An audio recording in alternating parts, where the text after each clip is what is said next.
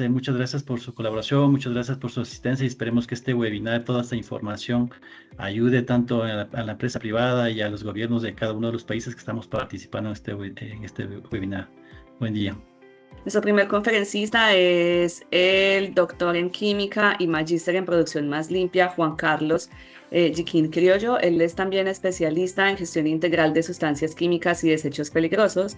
Cuenta con más de 20 años de experiencia en el Ministerio de Ambiente y Energía de Ecuador, donde ha liderado procesos técnicos y normativos relacionados con regulación ambiental, auditorías, control de cumplimiento y gestión de residuos. Asimismo, ha representado al Ecuador ante Naciones Unidas como responsable técnico del Convenio de Rotterdam y punto focal regional en químicos y desechos. Su conferencia se trata sobre el diagnóstico preliminar de la gestión del asbesto en el Ecuador. Bienvenido, doctor Juan Carlos. Un gusto, muy buenos días. Me complace mucho haber sido invitado a esta reunión. Quisiera exponer algunos puntos de vista de la gestión que en Ecuador creo que todavía es incipiente respecto al asbesto. Me permito compartir la siguiente presentación, solo deme unos segunditos nada más.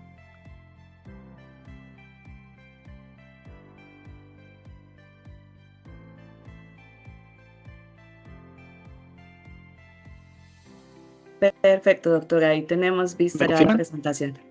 Ya, listo. Lo que quisiera enfocarme es en qué es lo que hemos hecho dentro del Ecuador respecto al asbesto. Primero, como parte del convenio de Rotterdam, este se firmó en el 2004 por parte de Ecuador y se hizo varios seguimientos o varios procesos para poder incluir ciertas sustancias que estaban ya determinadas en el convenio de Rotterdam e implementarlos en el Ecuador. Es así que en 2005 se prohíbe el amianto crossidiolita, en junio del 2005 se prohíbe el amianto crossidiolita en el Ecuador. Sin embargo, hemos identificado que pese a la prohibición no se ha realizado un seguimiento específico de estas sustancias. Es por eso que en la posterior diapositiva vamos a ver que algunos productos han sido incluidos dentro, siguen siendo importados dentro del Ecuador para diferentes actividades.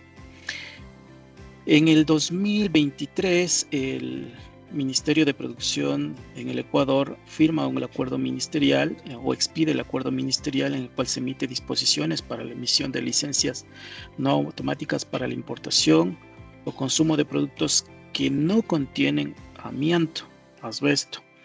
Entonces, aquí solamente lo que hemos identificado que producción establece o proporciona mecanismos justamente para hacer la importación, pero no hay una prohibición expresa por parte del Ministerio de Producción. Sin embargo, mediante diálogos que hemos mantenido con ellos, el Ministerio del Ambiente ya hizo una prohibición solamente del amianto crossidiolita. Nosotros necesitamos hacerle un seguimiento mucho más específico para determinar normativas y para que también, de acuerdo a los mecanismos establecidos en nuestro país, ya se establezcan prohibiciones específicas para este tipo de productos. También es importante señalar que el Ecuador forma parte del convenio de asbesto y que este convenio está amparado por la Organización Internacional de Trabajo. Sin embargo, también hemos identificado que el Ministerio de Salud y el Ministerio de Trabajo no ha hecho un seguimiento específico sobre este tipo de proyectos. Es así que en alguna reunión que nosotros tuvimos, que hicimos internamente, se determinó que hay construcciones, hay techos y hay proyectos de vivienda que tienen paredes de amianto, tiene los techos, como señalaba, de amianto, y había un par de industrias. Es más, existe todavía una industria que utiliza todavía el asbesto pero por ejemplo, las construcciones no han sido identificadas. No sabemos qué pasó con esto porque son proyectos habitacionales que empezaron desde desde 1980, pero que han ido cambiando con el tiempo. Y esos proyectos habitacionales ahora son ciudadelas mucho más grandes y muchas de esas construcciones ya no existen y no sabemos cuál es el fin de esos materiales, dónde están acumulados, si se hizo una gestión adecuada, y eso fue bastante preocupante cuando nos reunimos con ellos, e incluso se hablaba de que posiblemente existen edificios públicos que también tienen este tipo de materiales en sus paredes. Otro producto que también se identificó era tuberías de agua potable que existían. Digo existían porque ya la gran mayoría de estos ya no son utilizados, han sido reemplazados, pero tampoco conocemos el destino de estos materiales en el Ecuador porque debido a nuestras políticas y a nuestra forma de cómo se administran los gobiernos seccionales, ellos son los encargados de identificar y de enviar esos materiales para una gestión adecuada. Sin embargo, como digo, estos proyectos fueron bastante antiguos. No hay información que demuestre o que defina dónde están acumulados dichos materiales. Si nos vamos a la industria, existían dos industrias bastante grandes, una en la ciudad de Riobamba, al sur de nuestro país, y otra diríamos en el centro norte, que es Pichincha, que elaboraban tanto techos como tubería. La una ya dejó de funcionar, pero la otra, entre sus proyectos está el seguir utilizando el amianto crisotilo, que es el que tenemos información de que existía y que se estaba utilizando, y la función de ellos es seguir reduciendo la cantidad. Ellos, según comentaron, porque estamos todavía verificando esa información,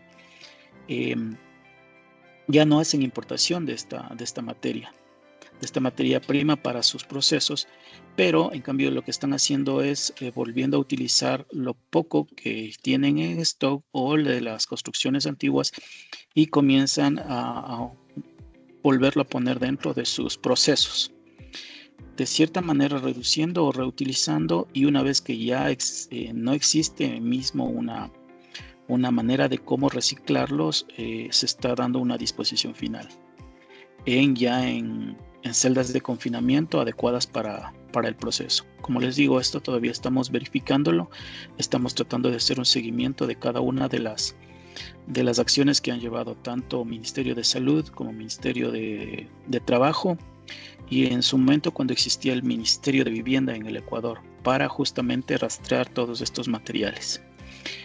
Esto es la realidad del país, eso es lo que nosotros como Ministerio del Ambiente estamos procurando de alguna manera identificar y poder llevar a cabo algún proceso que nos permita hacer una gestión adecuada. Lo otro que también nos llamó la atención es justamente las partidas arancelarias donde se menciona el uso de amianto o de asbesto y la importación de estos productos, porque no tenemos específicamente identificado qué tipo de asbesto qué tipo de amianto o de asbesto está utilizado en las importaciones. Es así que si ustedes observan, hemos tomado información desde el 2023 hasta el 2025 que hay prendas y complementos que contienen este tipo de materiales. Hay elastómeros comprimidos para empaquetaduras, amianto de fibras trabajadas, cuerdas, cordones, tejidos incluso de punto, pero no sabemos específicamente qué es lo que se está realizando, quiénes son las empresas que están realizando este tipo de importaciones, y nosotros dentro de nuestra institución estamos tratando de organizar muy bien este tipo de información y coordinar tanto con aduana como con industria, el Ministerio de Industria y Producción, identificar tanto las empresas y luego de identificar estas empresas, saber cuáles son las acciones que están tomando para la gestión de estos materiales una vez que se convierten en desechos o en residuos, y obviamente tener industria o gestores ambientales adecuados para poder realizar este tipo de gestión. Los años, como les decía, tanto el 23 como el 24 y el 25 se han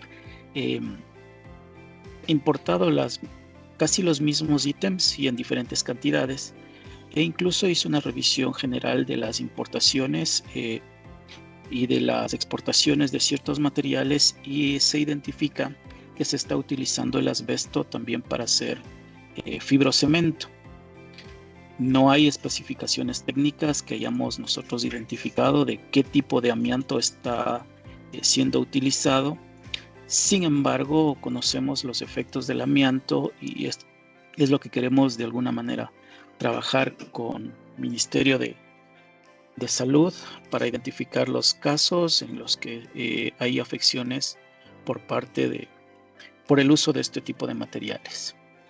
Esa es de una manera una visión muy general de lo que hemos tenido en cuenta o en lo que hemos identificado, porque nos falta trabajar muchísimo. No hemos logrado coordinar de manera muy seguida este tipo de acciones, pero lo que hemos trabajado con el Ministerio de Salud es justamente identificar que hay afectaciones o hay aspectos técnicos también que tienen que considerarse para el manejo adecuado del asbesto. Eso es lo que quisiéramos, o lo que expondría de mi parte, de acuerdo a un diagnóstico muy general de lo que se ha hecho en el Ecuador respecto al amianto. Muchísimas gracias, doctor Juan Carlos. En tu experiencia, yo tengo una inquietud. ¿Cuáles son las siguientes etapas que sigue para Ecuador? Si bien ya se tiene un diagnóstico preliminar, ¿qué se tiene dentro de la agenda gubernamental o qué han podido ustedes determinar con las diferentes empresas donde se ha evidenciado mayor participación, digamos, del uso aún de este asbesto? A ver, dentro de, como les mencioné, había dos empresas específicas. La una quebró, creo, y cerró sus actividades. La otra hemos coordinado con territorio, con las diferentes instituciones del Ministerio del Ambiente, para hacerle un seguimiento y proveerlo de una licencia ambiental que ellos ya la realizaron, y ellos tienen un modelo de gestión para estos materiales. Y lo otro que me llama la atención es que incluso el Ministerio de Producción comenzó a hacer algunas investigaciones y estudios de la utilización del asbesto en los sistemas de frenado, específicamente en las zapatas y las pastillas que se utilizan en los vehículos, y ellos están importando material para construir ese tipo de implementos para los vehículos. Ahora estamos en conversaciones con ellos para identificar cuáles son las empresas, qué es lo que están haciendo, cuánto se está importando, pero seguimos trabajando. A ver, el modelo o la secuencia que nosotros queremos hacer es primero identificar realmente quiénes están importando y en qué se está utilizando.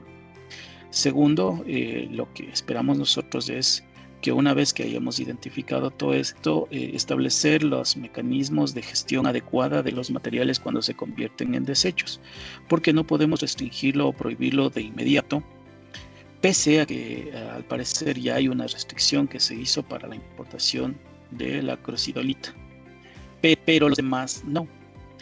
Entonces, la idea general es que una vez que tengamos todo esto, ir reduciendo el consumo de este tipo de materiales, pero dándoles la alternativa de que existan nuevos materiales que puedan sustituirlos. Obviamente hay que hacer un análisis costo-beneficio e ir negociando el hecho de irlo retirando del mercado. Eso también es un proceso un poco largo. Hay que hacer un diagnóstico mucho más específico, hacer estudios y revisiones más claras de el uso de estos materiales, y también, para tener algo de fortaleza, coordinar con las demás instituciones, sobre todo con salud y vivienda, que ya no existe vivienda. Estamos viendo de qué manera coordinamos con las otras entidades que ahora están a cargo de eso, para primero identificar dónde estuvieron esos materiales y ahora dónde están. No sabemos, como les decía, ya esos complejos habitacionales ya no existen, fueron sustituidos por otros y necesitamos saber qué se hizo con ese material. Y segundo, ver si existen afectaciones respecto al uso de asbesto y salud los tiene registrados. Hubo una temporada cuando era estudiante que supe de algo de estas afectaciones, pero no se dio el seguimiento adecuado. Esas son las perspectivas que nosotros queremos irlos trabajando y ver de alguna manera una colaboración para justamente ir verificando la información que al momento se tiene y ampliándola, obviamente. Claro que sí. Comprendo. Doctor Juan Carlos, muchísimas gracias por tu participación. En el momento no vemos preguntas a través del chat. Les reitero a todos que pueden hacerlas si así lo desean a través del chat para compartirlas con el conferencista. Igual vamos a esperar el resto del evento y si de repente alguien tiene alguna inquietud dirigida a este doctor Juan Carlos, se lo haremos saber. Muchas gracias. Listo, perfecto. Dando continuidad con nuestras conferencias, nuestra siguiente conferencista es la profesional ambiental y coordinadora del proyecto SOREPI del Ministerio de Ambiente y Energía de Ecuador. La profesional Verónica Priscila Varela Males posee amplia experiencia en gestión de residuos peligrosos y sustancias químicas, diseño e implementación de sistemas de gestión ambiental, desarrollo normativo y fortalecimiento institucional. Y en este caso, la profesional Verónica nos va a acompañar con su conferencia Fortalecimiento de la capacidad de Ecuador para gestionar materiales peligrosos, incluidos materiales con asbesto, de conformidad con los acuerdos internacionales. Bienvenida, Verónica. Muy buenos días. ¿Me confirman si me escuchan? Te escuchamos. Ya, listo. Deme un momento, voy a compartir la pantalla.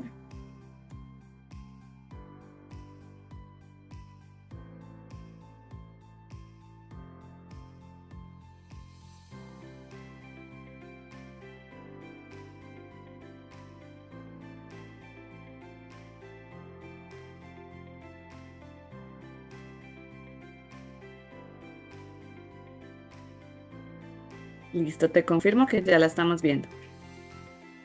Bueno, muchas gracias a todos por estar este día presentes. Es importante para nosotros dar a conocer un poco de lo que está realizando el proyecto SOREPI a través del Ministerio de Ambiente y Energía, que está a cargo de la Subsecretaría de Calidad Ambiental y la Dirección de Sustancias Químicas, Residuos y Desechos Peligrosos y No Peligrosos del Ministerio como tal. Bueno, el proyecto SOREPI, su nombre como tal es sobre el mejoramiento y sostenibilidad para la gestión de residuos peligrosos, especiales y productos químicos de uso industrial en el Ecuador, denominado SOREPI. Bueno, para entender un poquito más qué es lo que se quiere con este proyecto que se está implementando aquí en el Ecuador, existe a través del PENUMA programas especiales en los que Ecuador ha participado y ha logrado ganar este proyecto con el fin de poder mejorar sobre el tema de sustancias químicas, residuos y desechos peligrosos en el Ecuador. En sí, reforzar la capacidad para gestionar este tipo de materiales de acuerdo a los acuerdos internacionales o convenios a los cuales está suscrito el Ecuador. Este proyecto inició desde el 27 de septiembre del 2024 y finaliza el 31 de marzo del 2028. Este proyecto tiene socios estratégicos, que es el Fondo de Inversión Ambiental Sostenible, quien se encarga de administrar los fondos que fueron ganados por parte de Ecuador, y quien se encarga de, digamos, la parte técnica, hacer su contraparte, es la Dirección de Sustancias Químicas. Este proyecto como tal tiene tres componentes súper importantes. Ya, vamos al primer componente, que es la automatización del control ambiental y aduanero de los movimientos transfronterizos de residuos peligrosos. Este componente como tal, el objetivo es realizar una revisión de los códigos arancelarios y restricciones a la importación y exportación de residuos peligrosos con el fin de lograr obtener una normativa y una visión clara qué es lo que se está importando y exportando dentro del Ecuador, con el fin de tomar acciones como ministerio en el desarrollo de marco jurídico de este tipo de movimientos transfronterizos que van con base al convenio de Basilea, y a su vez a través de este marco jurídico tener un módulo automatizado. Es decir, que aparte de nosotros sacar este tipo de marco jurídico, también el objetivo es tener una automatización que permita simplificar los trámites para este tipo de movimientos como tal. Luego de eso, nosotros tenemos la política de gestión integral de residuos peligrosos y especiales en el marco de los Objetivos de Desarrollo Sostenible. Dentro del Ecuador ya tenemos normativa sobre residuos y desechos peligrosos que está desde el 2008, la cual en este momento nos encontramos en un proceso de reforma. Sin embargo, no tenemos una política nacional que sea integrada sobre el residuo, sobre cómo se debería realizar cada uno de los procesos de inventarios nacionales, plataformas o cómo el Sistema Nacional de Gestión de Residuos o Desechos debería ir paso a paso para ir mejorando desde la generación, la gestión. Hablamos también temas de educación ambiental. Entonces, eso es súper importante que nosotros también veamos que para poder, digamos, incrementar nuevas sustancias químicas en las que debamos de estudiarlas, sí debemos tener un marco jurídico sólido. Entonces, para eso se está realizando un diagnóstico nacional de la normativa y de los procesos que ya existen con el fin de verificar brechas y mejoras que se podrían dar. También vamos a tener aquí ya la política nacional que va a estar alineada con la consecuencia de los Objetivos de Desarrollo Sostenible y presentar esta política, es decir, que esta política esté dentro de un acuerdo ministerial para su cumplimiento obligatorio. Y luego tenemos dentro del tercer componente, que es el refuerzo de las capacidades institucionales para el desarrollo y la aplicación de un sistema informático que nos permita identificar y tener una trazabilidad sobre los productos químicos industriales que van enmarcados referente al convenio de Róterdam. Pues aquí tenemos la ventaja de que queremos desarrollar mecanismos o directrices o documentos sobre procesos químicos industriales que estén incluidos dentro del convenio de Róterdam, y a su vez desarrollar un marco jurídico para poder tomar decisiones sobre la prohibición de productos químicos que ingresen al Ecuador. También lo que se requiere es realizar una unión entre nuestros sistemas con la ventanilla única, que es el servicio de aduana, donde siempre vamos a tener los datos de lo que se importa y de lo que se exporta. Entonces, ¿cómo contribuye este proyecto SOREPI a la gestión futura del asbesto en el Ecuador? Pues que aunque el proyecto SOREPI no esté abordado específicamente sobre el asbesto, sus resultados podrían generar capacidades o también herramientas que faciliten su gestión en el futuro. Es decir, a través del fortalecimiento de sistemas de control ambiental y aduanero se va a poder tener una mejor identificación de este tipo de materiales, una mayor capacidad de vigilancia y cumplimiento dentro de lo que están en los convenios. También que al desarrollar instrumentos estratégicos ya son las bases para poder incorporar futuras acciones relacionadas con el asbesto, o el fortalecimiento de la planificación nacional y la toma de decisiones referente a este tipo. También tenemos que el sistema de identificación y trazabilidad. Cuando nosotros logramos tener sistemas articulados entre las diferentes carteras de Estado, vamos a poder tener una mayor trazabilidad y transparencia para poder saber cómo está el tema del asbesto en el país, o herramientas que podrían adaptarse para el seguimiento de este tipo de materiales que contengan asbesto. Entonces, para finalizar, viéndolo como una visión a futuro, las capacidades tanto institucionales como las normativas, las tecnológicas desarrolladas por el proyecto podrían servir como base para futuras iniciativas orientadas a la gestión ambientalmente adecuada de los asbestos en el Ecuador y contribuir a la protección tanto de la salud como el ambiente. Entonces, aquí les presento un diagrama en el cual ustedes podrían ver que a través de los 3 componentes que el proyecto va a implementar dentro de Ecuador, va a poder fortalecer capacidades no solo para el asbesto, sino para otro tipo de materiales, con el fin de que se pueda tener un mejor cuidado tanto para la salud como para el ambiente. Muchas gracias. No te escucho. Hola, listo, ingeniera Varela, muchísimas gracias por tu participación. Voy a revisar si entonces a través del chat tenemos alguna pregunta y por el momento no sé, ingeniero Franklin, si tú con base en esta conferencia que estamos teniendo el día de hoy por parte de la ingeniera Varela, ¿tienes alguna pregunta en particular para gestionar con ella? Ok, sí, sí. Mi pregunta sería, ¿cómo, Verónica, fortalecería el trabajo que hace Juan Carlos para tratar de buscar una sinergia entre el proyecto de Verónica y las actividades que Juan Carlos Jiquín hace normalmente en el ministerio? Sí, justo con el componente 3 que habla sobre el convenio de Rotterdam, es por donde nosotros podríamos ingresar, que podríamos, digamos, reforzar el trabajo que está realizando el doctor Jiquín referente a diferentes materiales como el asbesto. El hecho de que nosotros ya empecemos a tener una unión con SENAE, que es quien se encarga de registrar todo el tema de aduanas, de exportación e importación, va a permitir tener información para poder, digamos, tener un diagnóstico inicial de qué es lo que se está importando, o se está llegando a exportar referente a este tema, y de ahí empezar con planes de acción o estrategias que permitan manejar de manera adecuada este tipo de materiales. Ok, gracias. Listo, Laura, muchas gracias. Y también Verónica. Listo, perfecto. Ingeniera Verónica, muchísimas gracias por tu acompañamiento. Vamos entonces a revisar quién será nuestro siguiente conferencista.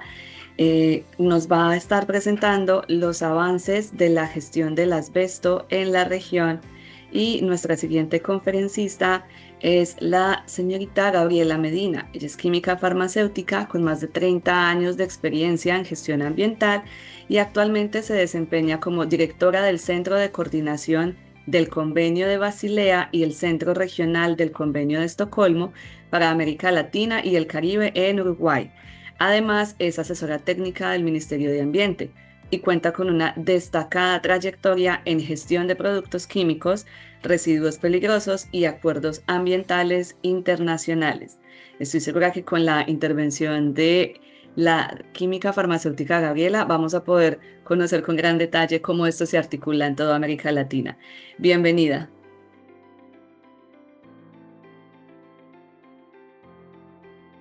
Hola, muchas gracias a todos por la invitación a participar. Muchas gracias a Franklin. Estoy intentando compartir mi pantalla. Perfecto. Y no sé si tú tienes tu cámara activa porque no te veo. Oh, sí, ya te vi. Perfecto.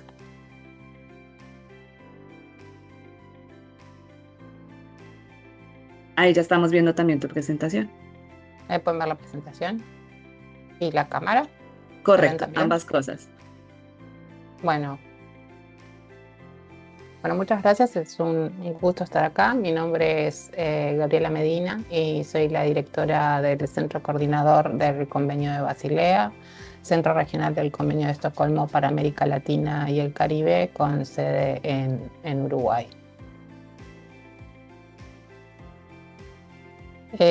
Nosotros somos Centro Coordinador del Convenio de Basilea por un acuerdo que firmó el Ministerio de Ambiente y la Secretaría de Basilea en el año 2004, y después fuimos endosados por la Conferencia de las Partes del Convenio de Estocolmo en el año 2009 como Centro de Estocolmo. Esta es la estructura de la organización. el directorio lo conforma el Ministerio de Ambiente, de la cual yo soy funcionaria, y Alejandra Torre, que es codirectora, que pertenece a ARLATU, que es el Laboratorio Tecnológico del Uruguay, que es donde estamos alojados.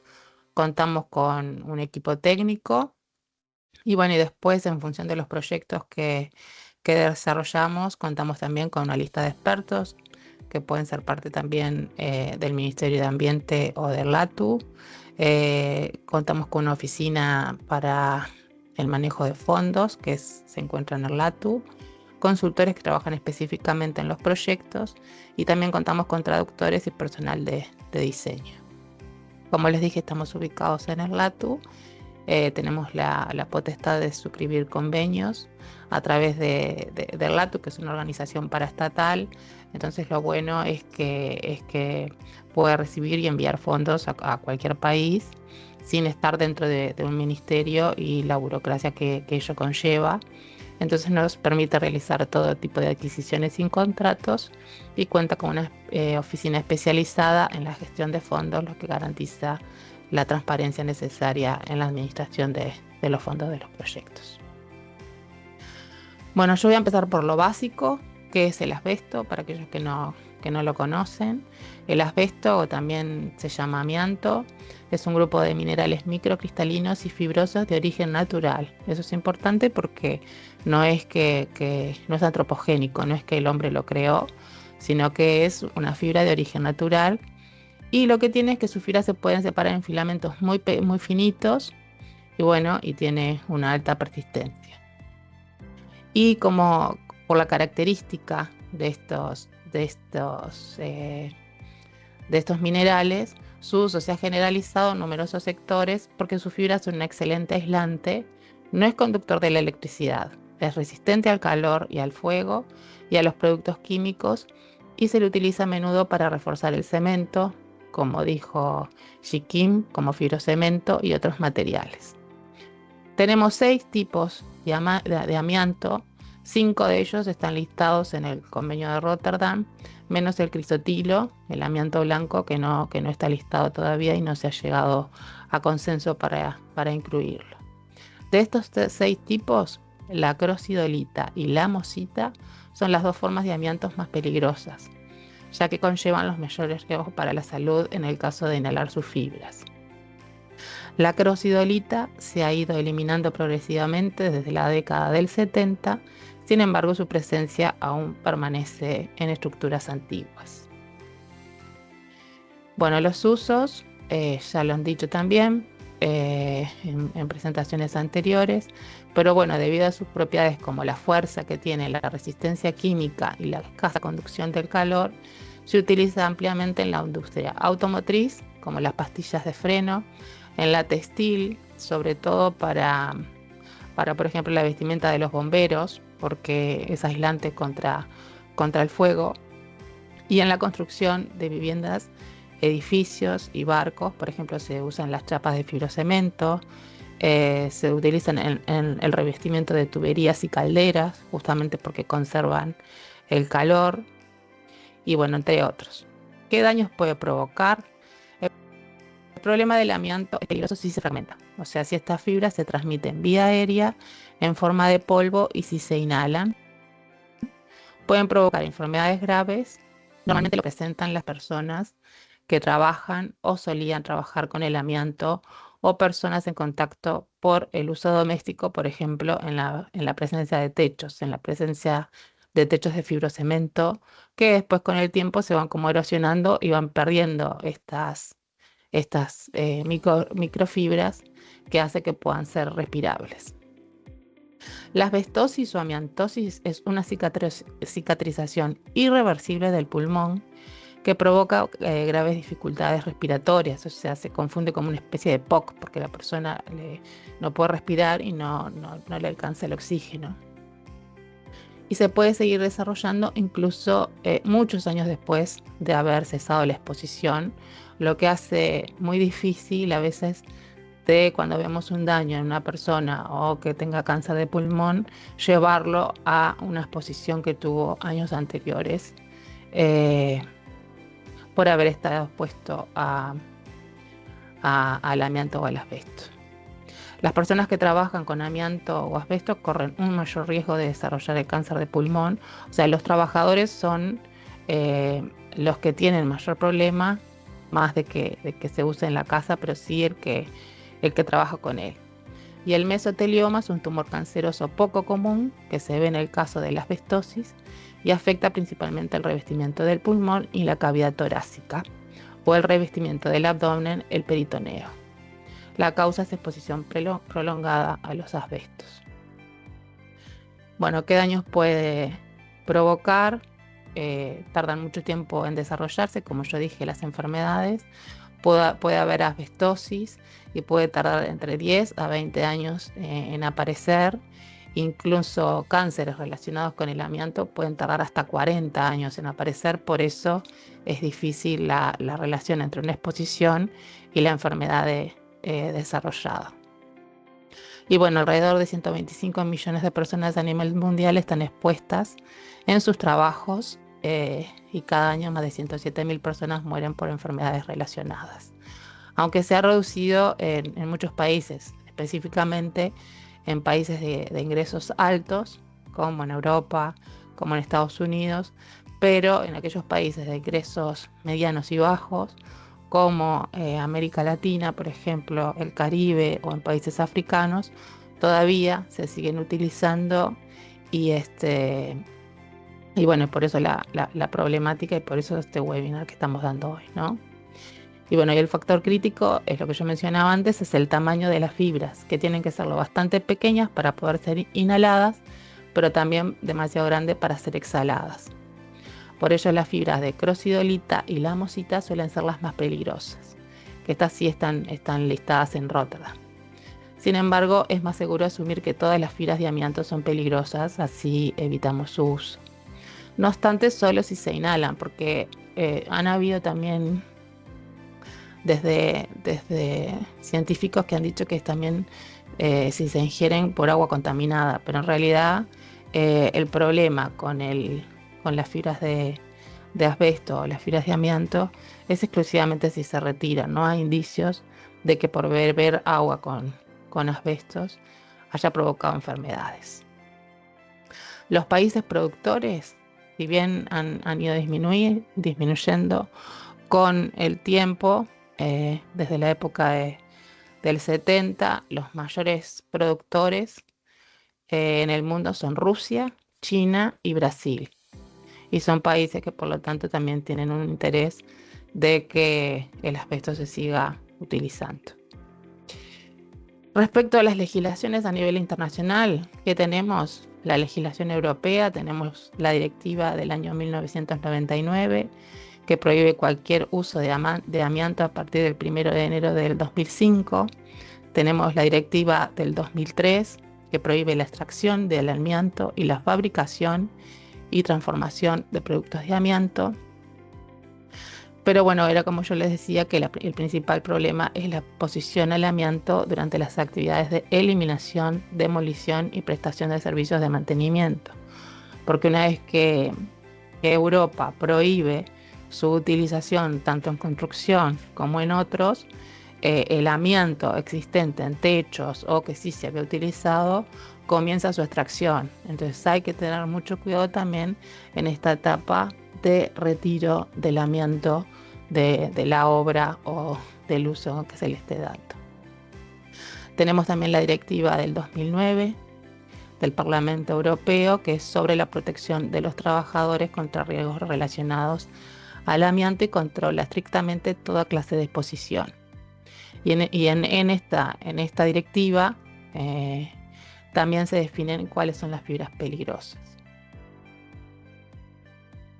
¿Qué pasa? Bueno, en el mundo estos son los países que han prohibido su utilización. ¿Y qué pasa en la región de América Latina? En la región de América Latina tenemos que Argentina, Colombia, Costa Rica, Cuba, Chile, Ecuador, Honduras, México, Panamá, Perú y Uruguay tienen prohibido la utilización. Algunos tienen prohibición completa, como por ejemplo Uruguay, que tiene prohibición completa, y otros tienen regulación en el uso, como por ejemplo Costa Rica, como por ejemplo Ecuador, que si bien el Ministerio de Ambiente ya lo explicó el ingeniero Chiquín, que si bien tiene prohibición por parte de Ambiente, aún se utiliza. Y también lo mencionó el ingeniero Chiquín en su primera presentación, tenemos el convenio 162 de la OIT, que es de 1986 y que proporciona las medidas que habrían de adoptarse para prevenir y controlar los riesgos para la salud y exposición profesional. O sea, la OIT, la Organización Nacional del Trabajo, la Organización Internacional del Trabajo, perdón, y sacó el convenio 162 en el año 86 debido a los numerosos casos de asbestosis. Y bueno, en algunos casos los países, acá vemos, sí ratificaron el convenio, forman parte del convenio 62 de la OIT y tienen prohibición o regulación, o no forman parte del convenio. Esta es la situación, hacia un pantallazo de lo que pasa en la región de América Latina. Acá tenemos un resumen de cómo son esas resoluciones o decretos o leyes de prohibición y quienes las han sacado. En Argentina, por ejemplo, es una resolución que la sacó el Ministerio de Salud. En Ecuador es un acuerdo entre el Ministerio de Trabajo, si bien creo que, no sé si está actualizado esto, es del 25, porque Chiquín habló del Ministerio de Ambiente. En Uruguay es un decreto que lo sacó Presidencia. En Perú es ley y lo sacó el Congreso. En Panamá lo sacó el Ministerio de Salud. Entonces vamos viendo los diferentes ministerios involucrados y qué carácter legislativo tiene esa normativa. De los países de América Latina, 7 no cuentan con regulaciones por el asbesto, que son El Salvador, Guatemala, Nicaragua, Panamá, Paraguay, República Dominicana, Bolivia y Venezuela. Y bueno, solo 5 tienen prohibiciones totales, a pesar de que la OMS dice que sí, que hay que prohibirlo. En algunos casos no hay relación con el convenio 162 de la OIT, como les mencionaba. Y en los países que tienen regulación, sus disposiciones solo prohíben el amianto crisotilo o la crocidolita, siguiendo el convenio 162 de la OIT. Por ejemplo, en Costa Rica se prohíbe la importación y utilización de la crocidolita, que es la fibra de asbesto, y de todos los productos que contengan esa fibra para ser utilizada en materiales como parte de ellos y sus subproductos. De Brasil, que es productor, que es un problema, ¿no? Porque al ser productor le interesa todavía seguir vendiendo y que esté como un producto más en el mercado.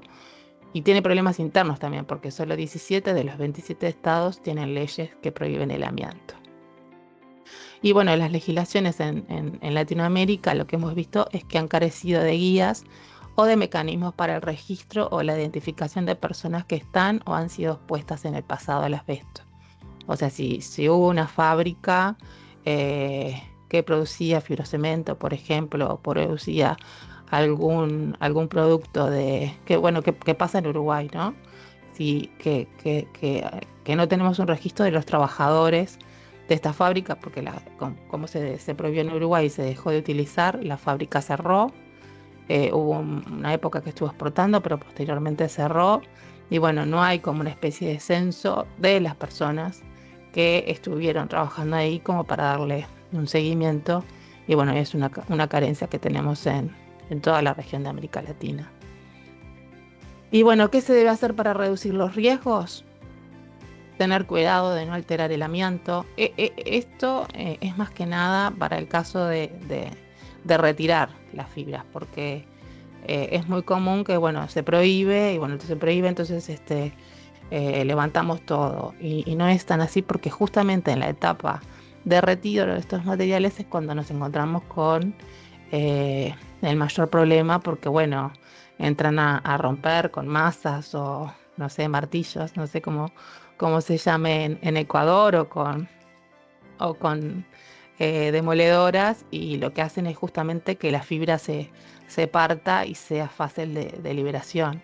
Entonces estos procesos por lo general de retiro hay que hacerlos en húmedo para que la fibra no vuele.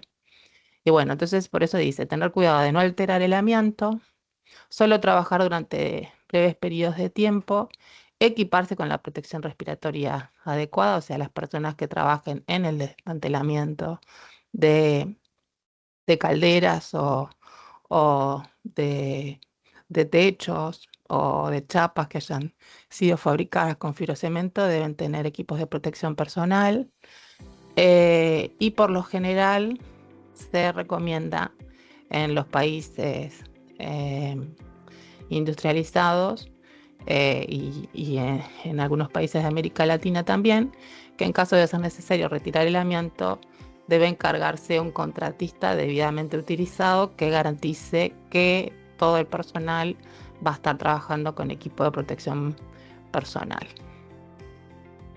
Y bueno, creo que es todo por ahí. Les dejo la página web del centro. Y bueno, pueden contactarme. No sé si en la primera presentación está mi mail, creo que no.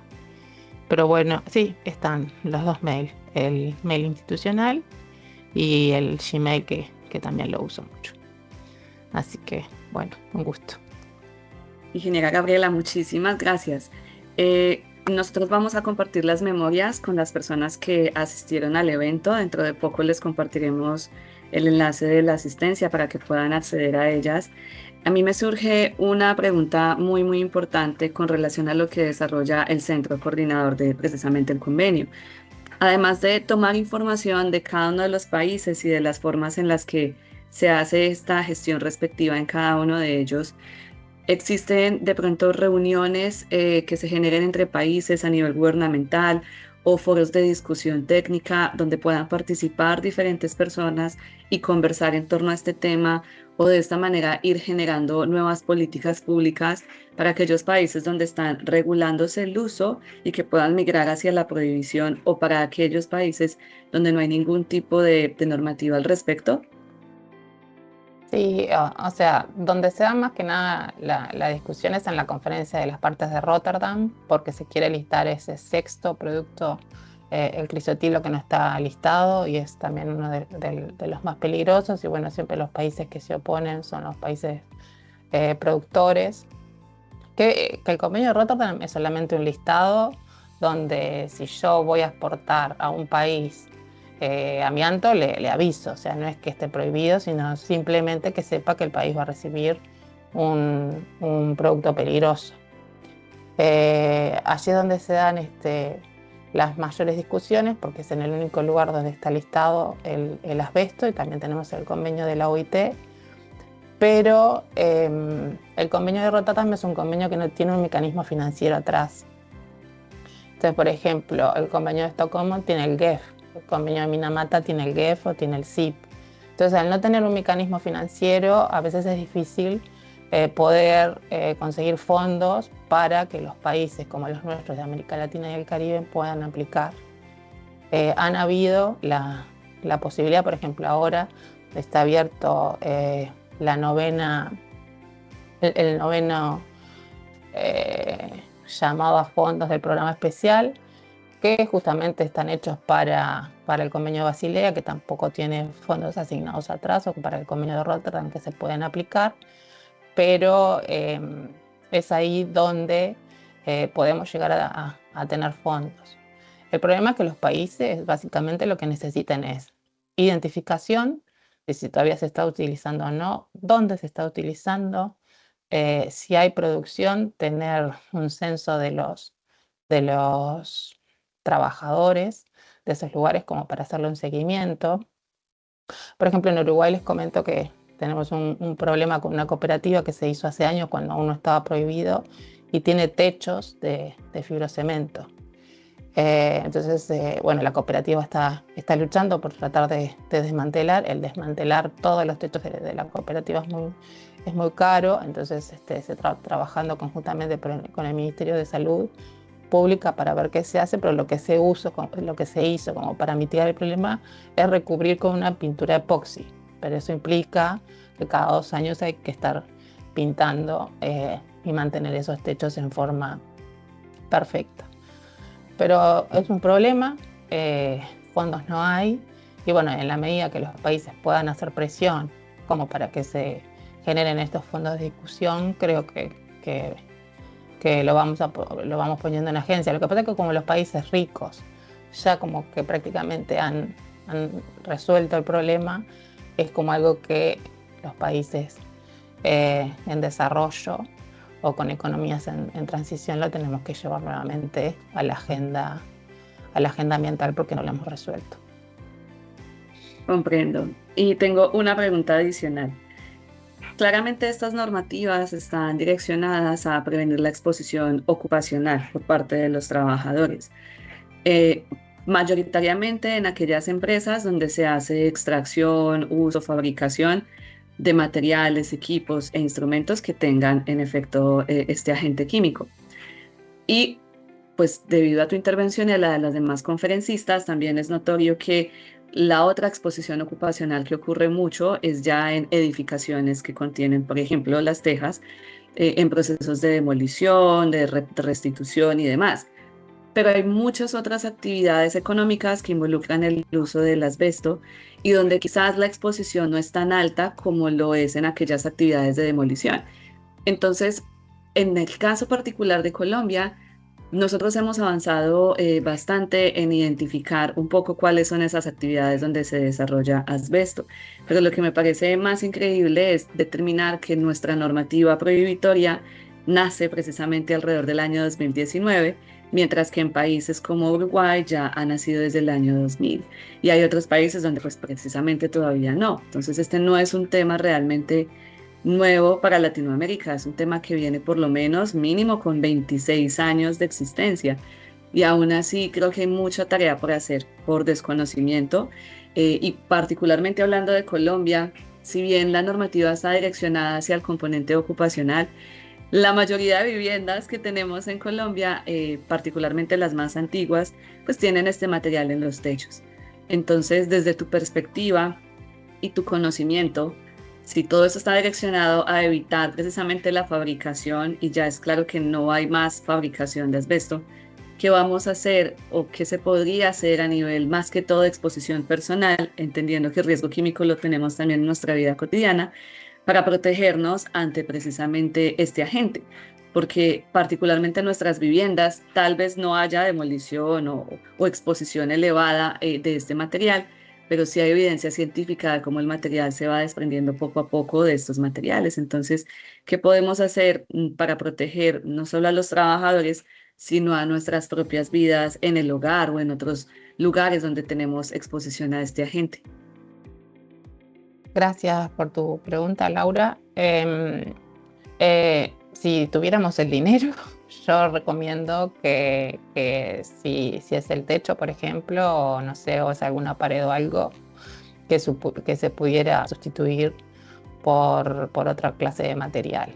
Pero como eso siempre es una limitante, lo mejor sería que en el caso bueno, como les contaba de la cooperativa, es cubrir la fibra de fibrocemento con alguna pintura epoxi que haga que no haya desprendimiento. O sea, si tú mantenés, porque el problema es esa erosión que se va dando con el tiempo, que la fibra se va desprendiendo, queda en el aire, es muy finita y se respira. Ese es el problema. Y también el decir esta enfermedad o este cáncer de pulmón está relacionado con una asbestosis cuando tarda entre 10 a 40 años en desarrollarse. Entonces, por ejemplo, acá en Uruguay tenemos el ejemplo del Colegio Alemán, que bueno, obviamente tienen dinero.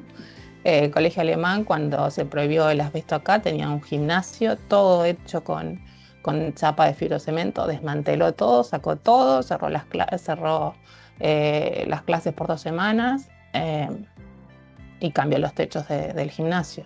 Y después tenemos el caso de una cooperativa de vivienda que bueno, que se cubre con pintura epoxi. Si en algún momento llegamos a tener la capacidad de poder hacer que que se cambie el techo, pero es algo difícil porque son manzanas y manzanas o cuadras y cuadras de construcciones con esta clase de techo. Pero bueno, ya la concientización o, por ejemplo, hacer campañas de que las personas sepan que tienen este material en sus casas y que mantengan los techos con una pintura que hagan o con una cobertura que hagan que estas fibras no se desprendan, ya es un gran avance. Comprendo. Gabriela, muchas gracias por tu intervención, gracias por acompañarnos el día de hoy y por supuesto que compartiremos tu presentación al igual que la de las demás conferencistas con todos los asistentes. Perfecto, gracias y yo quedo a las órdenes. Gracias, Perfecto. Franklin. Gracias, Gabriela. Muy bien, nuestro siguiente conferencista es precisamente nuestro coanfitrión de este evento, es el ingeniero Franklin. Permítanme un segundo, lo coloco en primer plano. Aquí está. Entonces, el ingeniero Franklin es ingeniero químico con maestría en calidad, seguridad y ambiente y más de 17 años de experiencia en gestión de sustancias químicas, desechos peligrosos y materiales peligrosos. Ha trabajado en organismos públicos e internacionales como el Ministerio de Ambiente y Energía y el Programa de Naciones Unidas para el Desarrollo. Además, cuenta con experiencia en Canadá en gestión de asbestos y certificaciones profesionales especializadas en inspección y seguridad de asbesto. Durante todo este evento nos hemos centrado en indicar la relevancia que tiene que primero hagamos una identificación de cuáles son esos escenarios donde tenemos asbesto. Pero hasta ahí, digamos que hemos conversado. Y por eso la conferencia de Franklin consiste en inventario de asbesto. Entonces, bienvenido, Franklin. Muchas gracias, Laura. Voy a compartir.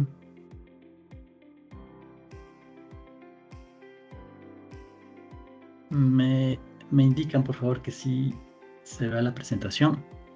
La vemos, te vemos a ti y te escuchamos perfectamente. Ya, muchas gracias.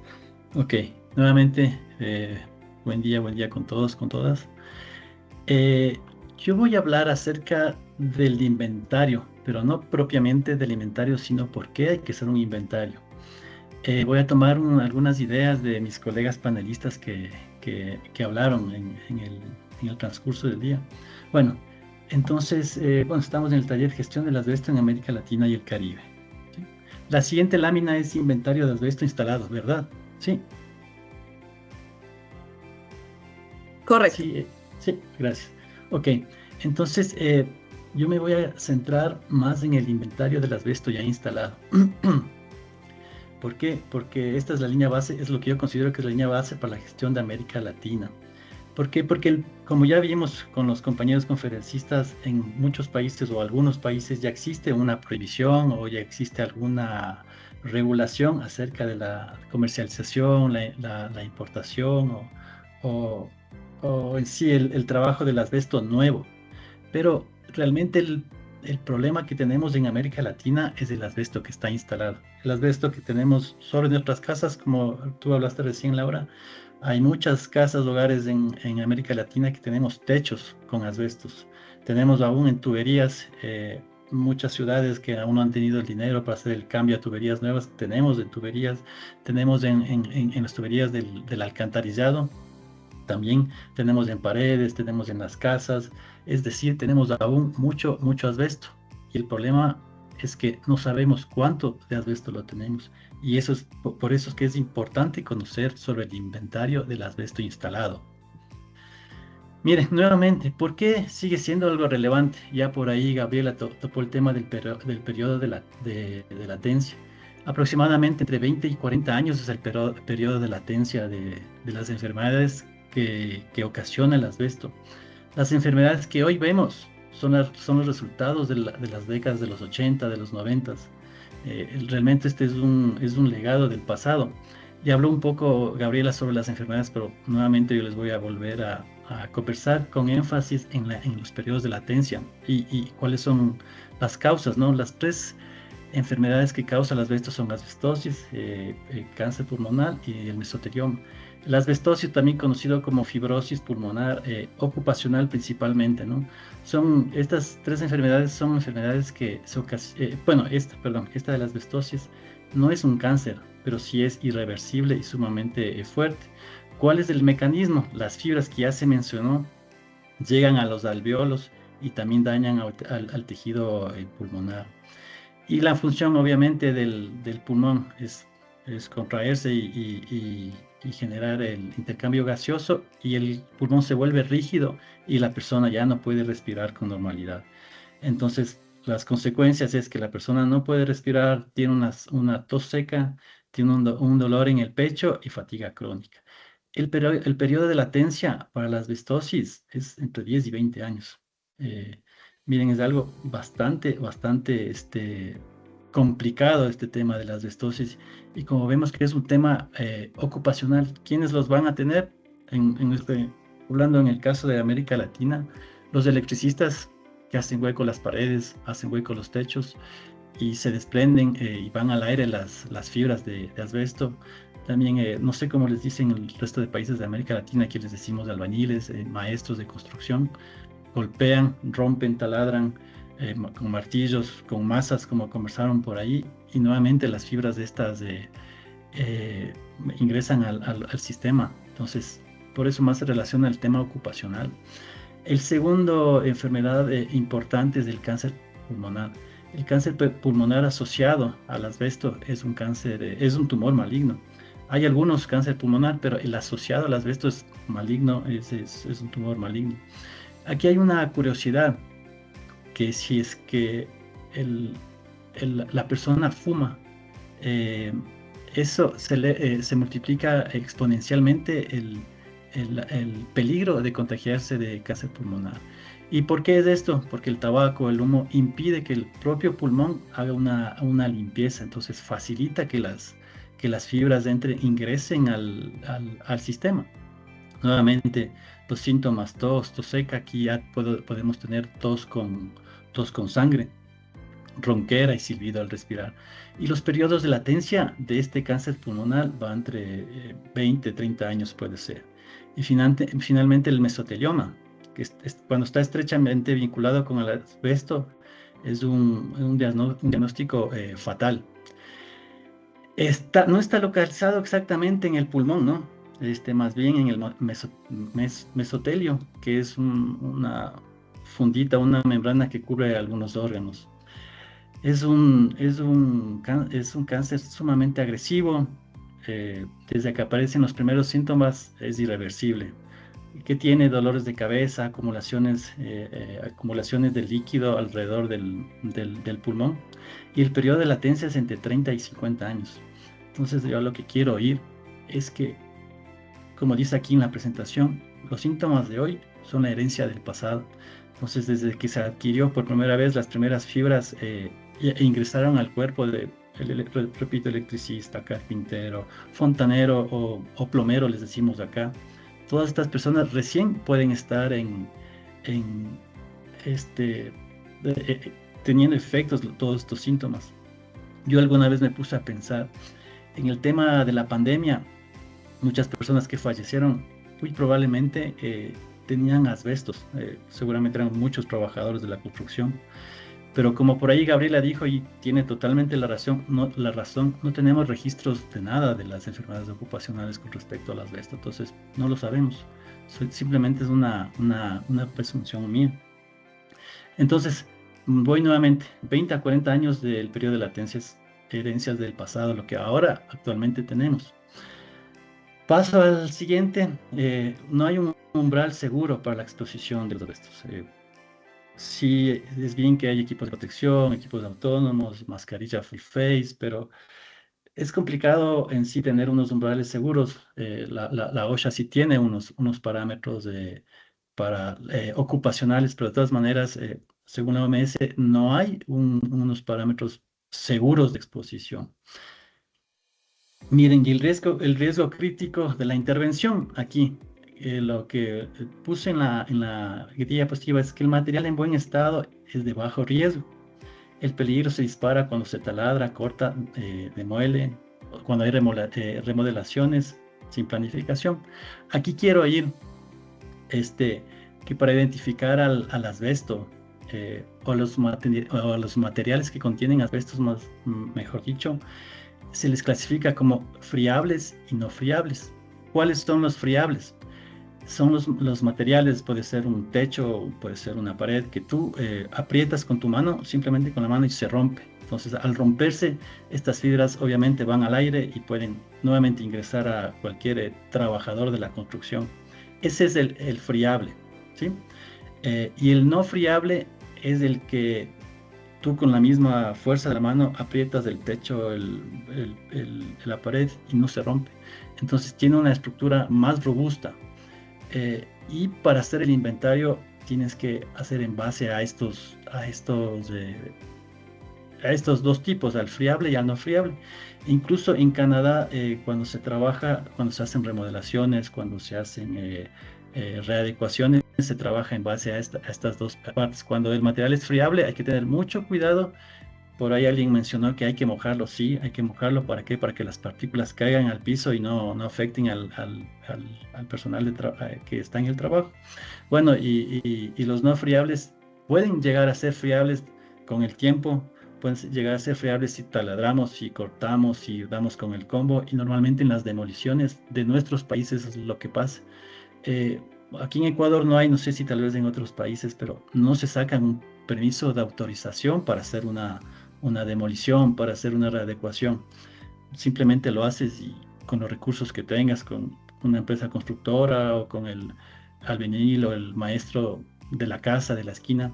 Entonces, eso no hay para nada regulación en el tema de Canadá.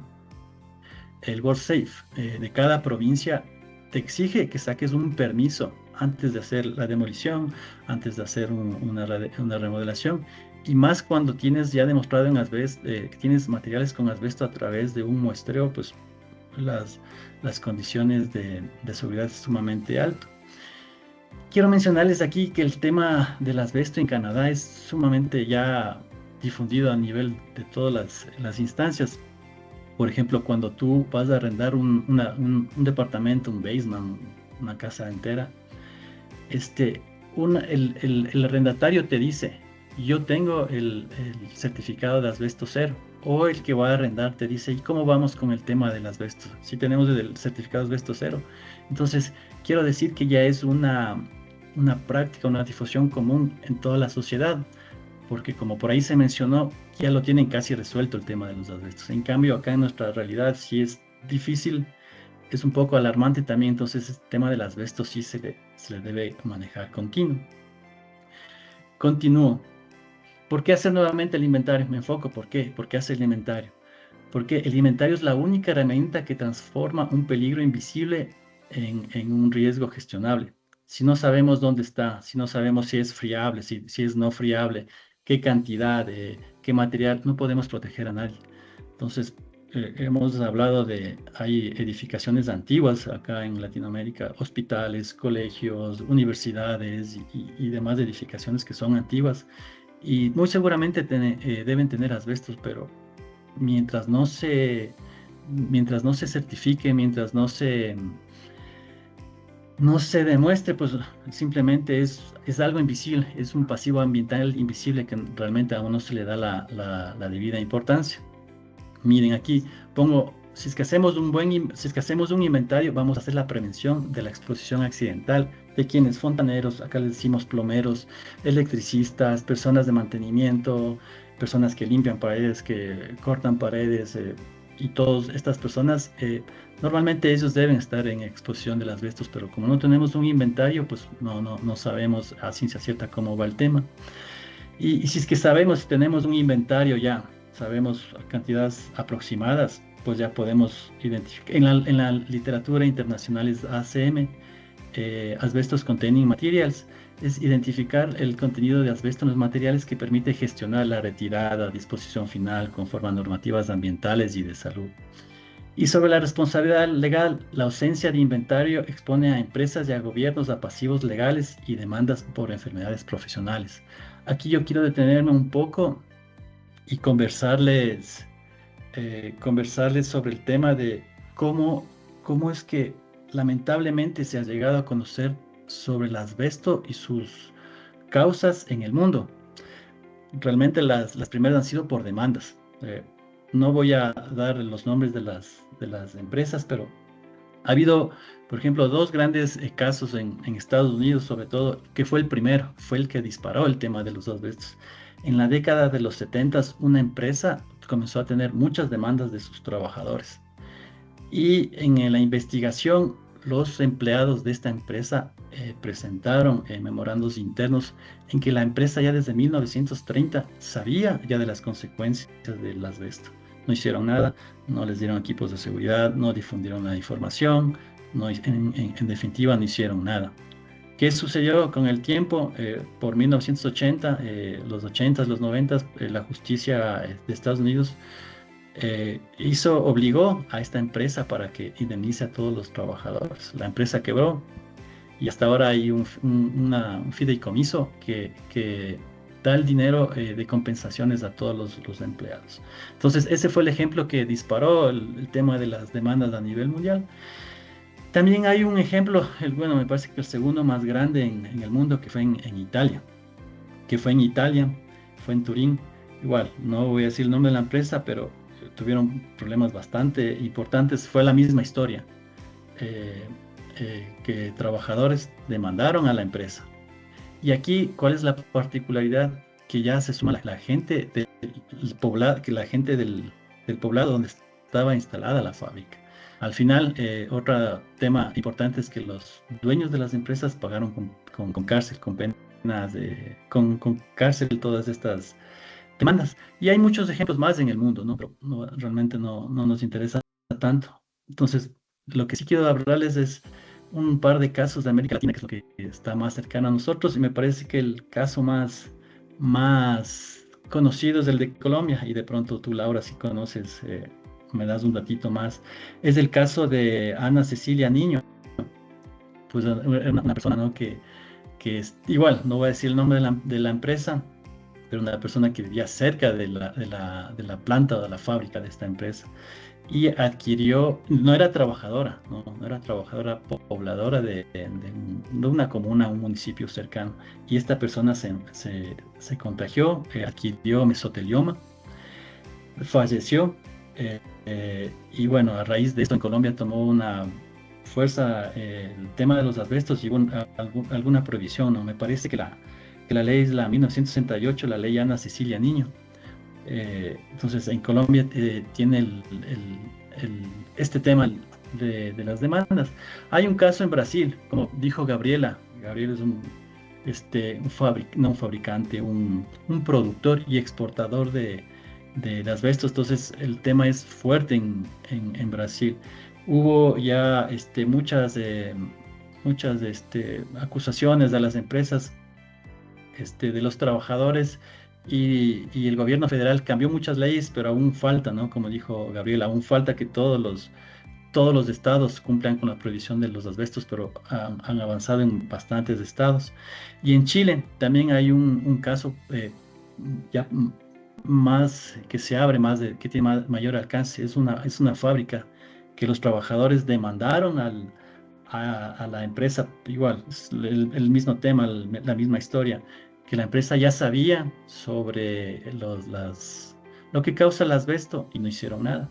Pero aquí también, ¿cuál es la particularidad? Que las esposas y los hijos de los trabajadores también demandaron a las empresas por contacto secundario ya, porque claro, el trabajador no hace nada en la empresa, con esa misma ropa llega a la casa, lavan, sacuden, se mezclan con el resto de ropa, y las esposas y los hijos y demás familia también se contagiaron con mesotelioma. Entonces, ¿qué quiero decir con todos estos ejemplos que les vengo diciendo? Es que no esperemos hacer algo con el asbesto ya cuando hay muertes, ya cuando hay contagios, ya cuando tenemos que pagar muchos recursos en curaciones. Entonces, más bien debemos hacer lo que estamos haciendo ahorita en este espacio, en este webinar, que es ir fortaleciendo capacidades. El tema del asbesto realmente no es muy conocido, pero depende de nosotros difundirlo para que tome la importancia que tiene el asbesto, que es vidas humanas sobre todo, y también costos económicos. Y hablando de costos económicos y de vidas humanas, la siguiente parte va en ese sentido. pérdidas irreparables de vida. Hay 150.000 muertes anuales atribuidas al asbesto en todo el mundo, ¿sí? Es un número enorme, 150.000. Y otro indicador es que hay 30 años de vida perdidos por mesotelioma, cáncer pulmonar relacionados con el asbesto. ¿Qué son los años de vida perdidos? Es la muerte prematura de una persona. Entonces, un papá, un tío, un abuelo tiene años de vida perdido 30. Entonces, se nos fue 30 años antes de lo que debía haberse fallecido. ¿Y debido a qué es? Al asbesto, a la mala manipulación, a la mala información que dan muchas empresas. Y lo importante es que con un buen inventario es 100% prevenible toda la inhalación, porque si sabemos que en una instalación de una escuela antigua hay un asbesto friable, pues vamos con máscara.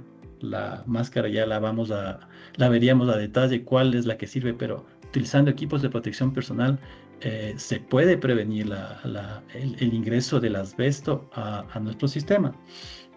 Miren, el costo se extiende a las familias, la exposición secundaria que les hablaba por ropa contaminada, ¿no? Va el trabajador o fue el trabajador, fue a su casa, lavó la ropa, mezcló con el resto de ropa, sacudió, las fibras se fueron al aire, fue donde el bebé, el hijo y donde todo el mundo. Y también se contagiaron y está demostrado que los esposas e hijos y toda la familia en sí se pueden contagiar con mesotelioma, con asbestosis o cáncer pulmonar. La población aledañas también es el caso que ha pasado en algunos accidentes de las fábricas expuestas a demoliciones informales. Lo que les conversaba, para las demoliciones no está regulado, se debería solicitar permisos porque no se sabe qué tiene, qué no tiene, entonces es importante. La falta de inventario condena a generaciones enteras a un riesgo latente e invisible. No lo vemos, no lo sabemos, no sabemos de qué se trata. Entonces, por eso es importante hacer un inventario. Miren, ahora ya hablamos de lo más importante, las pérdidas de vidas que se están dando y se han dado y se seguirán dando, porque ya vieron los periodos de latencia de estas 3 enfermedades que ocasiona el asbesto. Miren, ahora problemas que también pasan a los gobiernos, que también pasan a las empresas, que son los costos económicos. Miren, un problema que nadie contabiliza, no se ve, no se sabe. Los gobiernos financian de forma silenciosa tratamientos pulmonares genéricos, sin detectar que están subsidiando pasivos ambientales y laborales del pasado. Periodos de latencia nuevamente, asbesto que comenzó el ingreso al sistema hace 10, 20, 30, 40 años, ahora recién pueden estarse viendo y se tratan como una enfermedad pulmonar común, sin saber que en realidad puede ser el asbesto. Las empresas privadas absorben pérdidas silenciosas por ausentismo prolongado y riesgos pasivos legales que pueden destruir la viabilidad financiera de un proyecto. Como ya vimos que en el pasado pagaron tanta indemnización que quebraron, y obviamente por no hacer bien las cosas. Sin inventario, el costo real del asbesto instalado permanece invisible en los presupuestos de salud y operaciones. Es importantísimo, por eso es que me concentré en por qué hay que hacer un inventario. Y aquí ya ustedes ya han visto costos de vida, lo más importante, costos económicos y costos invisibles que siguen instalados, y quién sabe por cuántos años más o décadas más si nosotros no empujamos este tema de asbestos. Ahora sí, ¿cómo hacer un inventario? Algo rápido. Tenemos que ir a la casa, tenemos que ir al colegio, al hospital, a la universidad, hacer una investigación histórica, buscar planos, permisos catastrales, hacer una inspección visual, ver dónde puede haber asbesto, si es que hay un asbesto friable, si es que hay un asbesto no friable, cuáles son las condiciones y demás información. Una vez que ya chequeamos todo esto en la investigación histórica, pues pasamos al muestreo. Acá el muestreo en la región, en Latinoamérica, tal vez lo tenga Brasil, pero de ahí no tenemos ningún país acreditado para hacer el muestreo. Perdón, estoy en muestreo aún. Hacemos el muestreo de un material presuntamente con asbesto y mandamos al análisis de laboratorio. Aquí era lo que decía, que en América Latina, de lo que sé, no se tiene un laboratorio acreditado para el tema de asbestos con la metodología adecuada. Entonces, inicialmente habría que enviar las muestras a Norteamérica para que nos digan si es que contiene o no contiene asbesto. Y finalmente la matriz de riesgo, como va enfocada a lo que les conversaba, matriz de riesgo para materiales friables y una matriz de riesgo para materiales no friables. Como les conversaba, un friable es el que tú la aplastas con la mano y las fibras se esparcen al aire. Y el no friable es el que tiene una estructura más sólida. Entonces, sí hay diferencia entre estos dos. Entonces, daríamos obviamente prioridad a los no friables. Entonces, en fin, y bueno, y mandaríamos a confinamientos, mandaríamos a celdas de seguridad y demás. Pero este es para mí el key de la información, hacer un inventario. Aquí les coloco unas lecciones aprendidas de los países en desarrollo. Me confirman, ¿sí están pasando las láminas? Sí, correcto. Sí, Okay, señor. Gracias. Perdón, gracias. Lecciones aprendidas de mi experiencia en Norteamérica. El inventario ya es un requisito legal estricto y que lo tienen al día. Inclusive hasta para una casa, un departamento en el que nosotros vivimos. Ellos ya lo tienen inventariado. O para hacer la demolición, la remodelación, ellos ya lo tienen. Y la institución encargada de esto es el WorldSafe. Ellos lo tienen y tienen que presentar ante esta para su aprobación. En edificios antiguos antes de 1990 se presume asbesto, mientras no se demuestre lo contrario. Para eso están los muestreos y análisis. Si es que tengo un edificio de 1980 y lo voy a hacer una remodelación, hago el muestreo, el análisis, y si es que está libre, pues lo trabajamos de una manera. Si está libre de asbesto, lo trabajamos de una manera. Y si es que tiene asbesto, pues lo trabajamos de otra manera con todas las protecciones de seguridad y protecciones administrativas, de ingeniería diferentes. Muestreo, análisis y gestión de desechos de asbesto estandarizados y obligatorios. Ellos tienen todo el sistema de laboratorios, tienen landfill justamente solo para asbestos, tienen transportes para asbestos y todo el sistema para asbestos ellos ya lo tienen. Nosotros, ¿qué tenemos acá en Latinoamérica? Dimos el primer paso, o en algunos países ya dieron el primer paso en las prohibiciones o en las revisiones, regulaciones, pero apenas eso es el primer paso. Pero hay un vacío en el inventario del asbesto instalado, que es lo que yo me centré acá. Demoliciones, remodelaciones sin inventario, sin control, sin regulación. Entonces puede, nuevamente repito, cualquier persona constructora o no constructora romper paredes y el asbesto se nos fue al aire y el asbesto se nos fue a las personas. Falta de conocimiento sobre el asbesto. Esto es lo que justamente estamos acá en este espacio dando unos conocimientos más para divulgarlos y para ver que el asbesto aún sigue siendo y seguirá siendo importante en los países de América Latina. No hay laboratorios con capacidad para asbestos, no lo hay. Hay que fortalecer las capacidades de los laboratorios, la metodología, creo que equipos no, pero sí en las metodologías de análisis. Esas son mis lecciones aprendidas y una comparación entre Norteamérica y Latinoamérica. Y finalmente, en mi penúltima diapositiva, ¿cuál es la propuesta de acción? ¿Cuál es la conclusión? La prohibición o la regulación o la revisión es apenas un paso. El paso 2, el 3, el 4 y los siguientes pasos es trabajar ya en sí en la gestión del asbesto.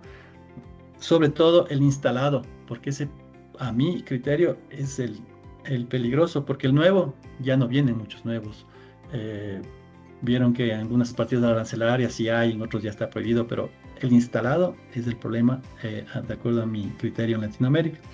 Transferir tecnologías y conocimientos internacionales, adaptar el WorldSafe, las leyes, los estándares de WorldSafe, la EPA a Latinoamérica, tropicalizarlos a nuestra realidad y a nuestra idiosincrasia para a partir de eso salir y hacer una verdadera gestión de asbestos. El inventario salva vidas, evitar futuras pérdidas de vidas, así como gastos innecesarios en salud. Entonces, nuevamente repito, si es que nosotros tenemos un inventario, sabemos qué puede ocasionar, qué no puede ocasionar, quién puede ir a ese sitio, a esa escuela, a ese colegio, con qué equipos de protección, con qué otras herramientas de protección. Por eso es totalmente indispensable un inventario de asbestos a nivel de municipio, a nivel local, a nivel de país, como como quiera que lo podamos realizar. Y finalmente, en mi última lámina, solo les quería indicar que en Canadá y en Estados Unidos trabajan de la misma manera. Para trabajar en asbestos, tú tienes que realizar las certificaciones, ¿no? Y obviamente tienes una certificación y trabajas a ese alcance, tienes un segundo nivel y trabajas con ese alcance y así sucesivamente. En mi caso, adquirí los 4 niveles de asbestos que se puede tener. Entonces trabajé un añito en Canadá, conocí bastante sobre el tema de asbestos y eso es mi finalidad es transmitir el conocimiento para empujar acá en la región el tema del asbesto. Tenemos que hacer algo porque ustedes ya vieron en las presentaciones de los compañeros y en esta hay mucho daño en los asbestos y sigue instalado y seguirá instalado. Y agradezco a todo el mundo por prestar atención a este webinar y te doy paso, Laura. Muchas gracias. Muchísimas gracias, Franklin. No sé si de los asistentes alguien quiera formular alguna inquietud. Ahí se encuentra el chat para que puedan colocar sus preguntas. Gabriela Medina, tienes la mano levantada. Adelante. Hola. No, yo solamente quería hacer una aclaración porque Franklin dijo que el mesotelioma se contagiaba o el cáncer se contagiaba. El cáncer no se contagia, o sea, se desarrolla. Pero no es que el mesotelioma de pulmón sea contagioso y que si una persona tiene va a contagiar a alguien que esté al lado, sino que se desarrolla por la aspiración de fibras de asbesto. ¿Se entiende? ¿No? Era solamente hacer esa aclaración porque capaz que se genera pánico de que es contagioso, pero no es contagioso, se desarrolla solamente por aspirar las fibras de asbesto. Buenos días, qué pena, ¿me escuchan? Es que no, en el chat no se puede escribir. Buenos días, sí. Hay otra opción que dice P y R. Ahí está la opción de preguntas y respuestas. Pero adelante, ¿qué pregunta tienes? Ajá. Hola, ¿cómo estás? Mira, las con Claudia Patricia Neira, soy apoyo técnico del Ministerio de Ambiente aquí en Colombia. Sí, venimos adelantando también muchísimos temas como resultado de la expedición de la Ley 1968 de 2019. Me interesa muchísimo el tema de los inventarios, porque si bien hemos podido adelantar unos inventarios,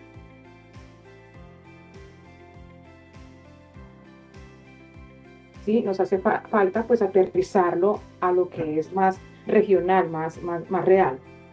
Entonces, cuando hablas del ejercicio que hay en Canadá, me gustaría que profundizaras un poquito sobre ese tema, cómo Canadá desarrolló un inventario, quién estuvo a cargo realmente de ese inventario, los propietarios, qué firmas hicieron esto, qué tiempo les llevó, podemos saber las variables, no sé, algo como un poco más sobre el tema de inventarios en países que tienen adelantado este tema.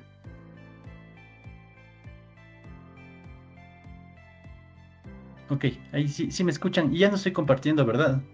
Correcto, ya no estás compartiendo y okay. Te escuchamos. Ya, gracias. Sí, los encargados de realizar el inventario son los dueños de las casas, de departamentos, de instituciones. Ellos a través de personas especializadas como consultores, como empresas grandes ya que realizan el inventario, lo hicieron. Ellos ya tienen inventarios, no sé, unas 3 décadas, hace 30, 40 años, porque la normativa de ellos ya la venían trabajando desde hace años. Así sería. Un parámetro importante es este tema de los materiales friables y no friables. Así es como ellos se caracterizan, porque cuando son friables trabajan de una manera con todo el equipo de protección, con todas las seguridades de ingeniería, administrativo.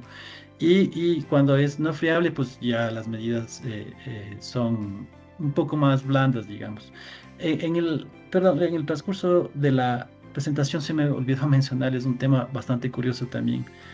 Canadá también siempre fue un exportador grande, creo que atrás de Rusia y la India, me parece, y a la par con Brasil. Ellos ya prohibieron la exportación al revés. Ellos ya prohibieron el uso y comercialización interno del asbesto. pero siguieron exportando el asbesto un par de décadas más. Entonces, me olvidé mencionar que el tema comercial, económico del asbesto siempre fue sumamente complicado, y es por eso que en las conferencias de las partes les tomó muchos años ponerse de acuerdo para realizar las prohibiciones de algunos de los asbestos. Eso. Muchas gracias. Gracias a ti. Claudia, adelante con tu pregunta. Oh, creo que Claudia Neira ya acabó de hablar.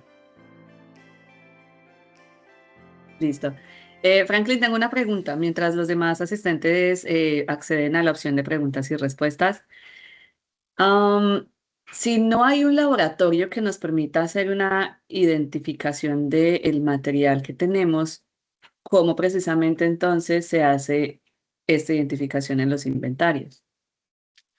Sí, yo ahí le voy a hacer el trabajo un poco repetido al de COPS, compuestos orgánicos persistentes. Igual acá en Ecuador no se tiene laboratorios acreditados para realizar el tema de COPS. Entonces, ¿qué es lo que se ha hecho? Se ha hecho el muestreo con laboratorios que tengan la 17025, que es a nivel internacional, ¿no? Y se los ha enviado a Norteamérica, y allá nos han dado los resultados, y se puede hacer el inventario ya de escritorio. Entonces acá el tema va a ser igual. Va a haber un laboratorio que haga el muestreo, capacitarlos.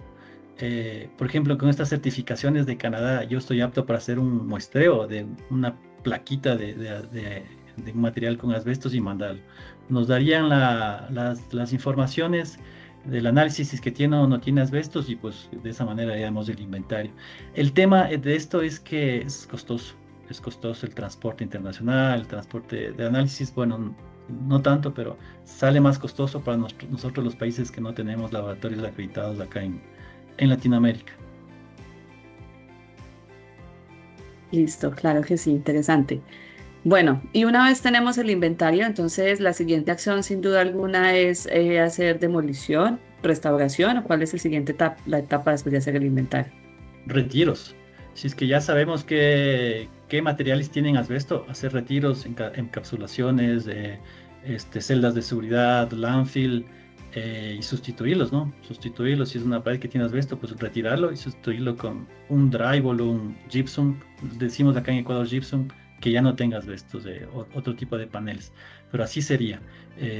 Sabemos que ya tienen, los reemplazamos, los sustituimos y los confinamos a los materiales que tienen asbestos. Perfecto, hemos habilitado el chat ya que no encuentran como la opción de preguntas y respuestas, por si alguien quiere hacer alguna pregunta a través del chat. Nos escribe Claudia Neira que sería muy interesante poder invitar a profesionales del Ministerio de Ambiente y la Cartera de Seguridad y Salud de Colombia. Estoy completamente de acuerdo. De hecho, la intención es que este fuese un primer evento para acercar a los diferentes países en torno a lo que se ha gestionado. Sin duda alguna, Colombia ha adelantado una gestión muy importante, no solamente a través de la ley, que en efecto lo mencionó el ingeniero Franklin, es la ley 1968 del año 2019, que nació precisamente por un movimiento activista de parte de Ana Cecilia, una persona que no trabajaba en una fábrica de asbesto, pero vivía cerca de una fábrica con gran exposición a este material, y no solo ella, sino toda la población vecina sufrió este tipo de afectación en la salud, como usualmente pasa cuando estamos expuestos a sustancias químicas. Como resultado, Colombia también ha desarrollado el Observatorio Nacional de Neumoconiosis, donde sin duda alguna el tema de asbesto es un tema de gran relevancia. Entonces, Claudia, por supuesto que tomaremos tu recomendación. Es más, te voy a escribir por chat mi número de teléfono. Te agradezco si me escribes personalmente para que revisemos en un siguiente evento que podamos hacer, poder tener a alguien de la cartera del gobierno colombiano. ¿Alguien tiene alguna inquietud que quieran formular a través del chat? ¿O que quieran activar su micrófono?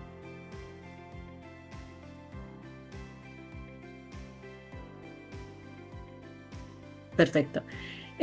Franklin, tengo otra inquietud supremamente relevante. Nos hemos enfocado mucho en la presencia de asbesto en materiales sólidos como lo son los techos. Sin embargo, el asbesto se usa ampliamente, yo diría que en los productos asociados al mismo sector de construcción. He visto mucha presencia de asbesto en la composición química de las pinturas. Entonces, me parece muy interesante que hablemos también de un poco de este tema. Las pinturas líquidas que tienen inmerso en ellas asbesto en su formulación, pues digamos que el asbesto es un material sólido, que al integrarse en un líquido, pues básicamente va a generar, es simplemente un material en estado líquido. Si bien la exposición del asbesto es en material particulado, la pintura per se no va a generar ningún daño asociado al asbesto, si se aplica, por ejemplo, con brocha. Sin embargo, y esto aplica también no solo para el asbesto, sino también para compuestos de sílice, porque se genera silicosis y demás, si esta pintura se aplica, por ejemplo, en aerosol o después de aplicarla en aquellos materiales o aquellas superficies que ya están sólidas y ocurren procesos de demolición, de corte, de lija, de pulido de dichos materiales, ahí sí va a haber desprendimiento sólido de material. Y ahí sí se hace relevante entonces que esa composición de esa pintura tuviese asbesto dentro de su formulación. Frente a estos escenarios donde el asbesto está integrado en sustancias químicas líquidas, ¿cuál ha sido tu experiencia o tú qué has encontrado? Dentro del inventario que tú planteas, ¿también se estipulan este tipo de sustancias químicas? Sí, sí, porque el tema de la pintura, bueno, ya últimamente ya no ha habido fabricación, pero sí sigue habiendo aún. Seguramente hay muchas paredes, techos con pintura o tuberías que los recubrían con pinturas con asbestos. Sí, el tratamiento sigue siendo el mismo. Identificar que, porque tú en el muestreo puedes sacar una plaquita de esa pared, de ese techo o un trozo de esa tubería, y si es que la superficie de pintura tiene asbesto, se lo trata de la misma manera. Sustituir ese material y pues a disposición final, digamos, ¿ya? Para no incluir el resto de tipos que hay. Ahorita que tú me mencionas sobre la sílice es otro problema muy, muy grande que ni siquiera lo vemos en Latinoamérica. Ni siquiera lo vemos, la silicosis que ocasiona, y sílice hay en todo. Sí. Ladrillos, bloques, de pared, en todo, absolutamente todo. Y si tú ves a la gente de la construcción, está cortando una roca, un bloque, no ocupa nada. Entonces, ese es otro problema muy, muy, muy, muy, muy, muy importante, que si al asbesto no lo vemos, el sílice aún no existe para nosotros. Es otro tema enorme, la sílice. Sí, correcto. De hecho, Colombia también ha adelantado todo un sistema de vigilancia epidemiológico frente a la silicosis, y lo hizo a través, permítanme, yo les recuerdo, a través de la resolución 2467 del año 2022. Realmente Colombia ha hecho unos esfuerzos muy significativos en reglamentar cierto tipo de sustancias. Yo en lo personal considero que el camino no está en reglamentar de forma individual agentes químicos, porque sin duda alguna vamos a tener una gran cantidad de agentes y de normas, porque a nivel mundial existen 80 millones de sustancias químicas. Claro. Sin duda alguna no podemos sacar normas específicas por agente químico, pero hay ciertos agentes que, dependiendo de precisamente la priorización que se haga a nivel país, sí es posible definir normativas más estrictas. Y volvemos nuevamente a la relevancia del inventario. Entonces, el tema que nos acoge hoy sin duda es el inventario, es el asbesto, pero yo creo que este principio aplica a toda la gestión del riesgo químico. Si no sabemos lo que tenemos en nuestras empresas, si no reconocemos los peligros que representan, no hay forma alguna de hacer gestión e intervención de riesgo químico. Y es aquí donde cobra gran relevancia que puedan ustedes contar con el apoyo de profesionales expertos en este tema para que puedan hacer esa identificación. Entonces, a sus correos de las personas que se han registrado, vamos a compartir, como les hemos manifestado, la información del ingeniero Franklin, la información nuestra como empresa, la información de los panelistas que han estado el día de hoy. Y la intención es que ustedes puedan comprender que cuentan con un aliado para hacer esta identificación del asbesto en sus instalaciones, no solamente en aquellos materiales sólidos, sino también dentro del inventario de las sustancias químicas que tienen. Es muy importante mapear el asbesto no solo en el techo, porque ese no es el único lugar donde está previsto, y de hecho es un gran desconocimiento que se tiene. Pensamos o asociamos que el asbesto en nuestras instalaciones solo está en el techo. Y realmente no, a nivel laboral lo encontramos en una gran cantidad de materiales, equipos, instrumentos y demás. No sé, Franklin, ¿qué otra recomendación podríamos dar? No tenemos laboratorios, una microempresa que no tiene para sacar una muestra de su pared o de algún otro material donde previstamente o presuntamente esté el asbesto, ¿qué se puede hacer entonces para gestionar el asbesto en la organización? hacer un inventario bibliográfico, revisar en la información qué materiales entraron a su país y pueden contener asbestos, y a la mínima incertidumbre catalogarlo como material con asbesto. Eso sería la recomendación, y obviamente es más barato, ¿no?, que es el propio muestreo y el análisis fuera de su país. Entonces, hacer una investigación bibliográfica de qué materiales en su país ingresaron con asbestos, pues y extrapolarlo a su edificación y hacer un inventario por ahí. Y ojo que no todo tiene asbesto, ¿no? Entonces tampoco es temas de alarmarse, sino que en su edificación tiene asbesto. Si una pared, dos paredes o todas las paredes, ejemplo, ¿no?, de techos, ¿no? No es que todo el edificio va a tener asbesto, tampoco es un tema para alarmarse, pero sí poner énfasis en qué puede tener asbestos y tratar de que ese posible material con asbestos no cortarlo, no taladrarlo, no golpearlo, para que siga contenido en su estructura sólida, como hablamos, para que sea un material de asbesto no friable y obviamente no ocasione problemas a la salud ocupacional, salud pública de la población cercana. Vale, y hay otro tema que me inquieta bastante y es a nivel personal. ¿Cómo nos podemos cuidar a nivel personal? No como trabajadora, porque al final todos aquellos trabajadores de alguna u otra manera en sus respectivas empresas tienen un sistema de gestión de seguridad y salud en el trabajo. Y es la empresa y el empleador quien deberá propender por participar o hacer este tipo de intervenciones. Pero a nivel personal, cada uno de nosotros, ¿cómo nos podemos cuidar? Yo últimamente he ido a un par de reuniones en instituciones acá en Ecuador y ya me he dado cuenta que, por ejemplo, hay un techo por ahí que yo creo que puede tener asbesto y está roto. Entonces, tener distancia y también avisar al resto de gente que debe tener cuidado con este techo, porque se desprenden fibras de lo que yo sí creo que eran fibras de asbesto, pues ingresar al cuerpo y desarrollarse la enfermedad, como nos aclaró Gabriela. Entonces, tener un poco más de conocimiento de qué puede tener y qué no puede tener asbesto, y tener una distancia prudente para no adquirir la fibra dentro del sistema, de nuestro sistema. Perfecto. ¿Alguien más de los asistentes desea hacer alguna pregunta a través del chat o levantar su mano para formularla?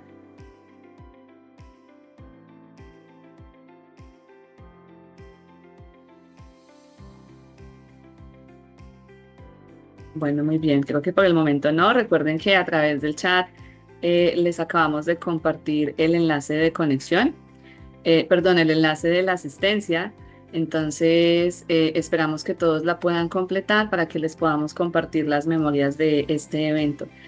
Asimismo, recordarles que de parte de Soluciones de Seguridad Química SAS, tenemos diferentes webinars y eventos presenciales para asistir en torno a la gestión segura de sustancias químicas.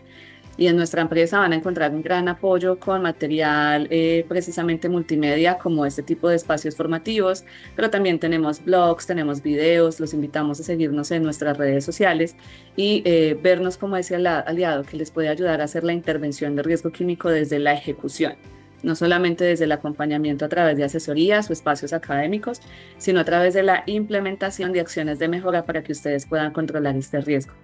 Gracias, Franklin, por haber promovido la realización de este espacio académico. Estamos muy orgullosos de poder contar contigo en el equipo y de que juntos podamos trabajar en torno a este tema en América Latina, de la mano, por supuesto, con los diferentes gobiernos que así lo deseen. Entonces, un feliz día para todos. Te dejo a ti, Franklin, para que despidas este espacio. Muchas gracias.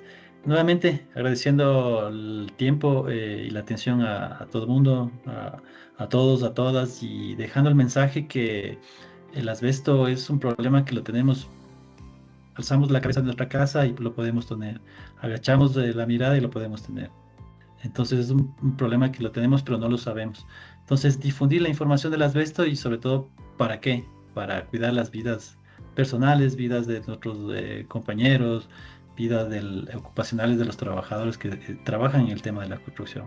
Eso nada más. Muchas gracias. Es, como dijo Laura, el primer webinar de algunos más que planificaremos ya con la integración de muchas instituciones que tienen que ver con el tema del asbesto.